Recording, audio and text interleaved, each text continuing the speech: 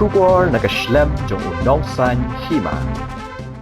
Shipai ka Israel Defense Force kilayo ban kurup hado arpaw na kasispa lani arpaw pesen ki Tiar siat bala Pyndonkam lagi Briew pentrim ka kenhuan Hamas ban Pynïap iki nong ka Israel. Kini ki Tiar ki bala kurup da ka IDF ki kentop ki Tiar penbetai ki sulai roket dawai dashen ki bam ki di bala wanra lagi Briew pentrim ka kenhuan Hamas. Nalor kata kita Tiar ki bala yo ban kurup ki Tiar ki bala shnahi da ka kenhuan Hamas bat ra ki na Gaza.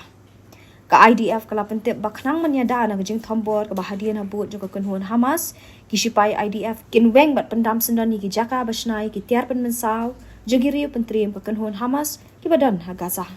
All the munitions that you can see in here is about approximately 20% of what Hamas terrorists brought on their vehicles. You can see different kinds of shaped charges, rockets, RPG, grenades, all kinds of stuff around here. You can see by the amount of munitions, the medical equipment and food that they brought with them that they were prepared for long term in our villages. You can see by the symbols on all the equipment that everything is homemade of Hamas, homemade production.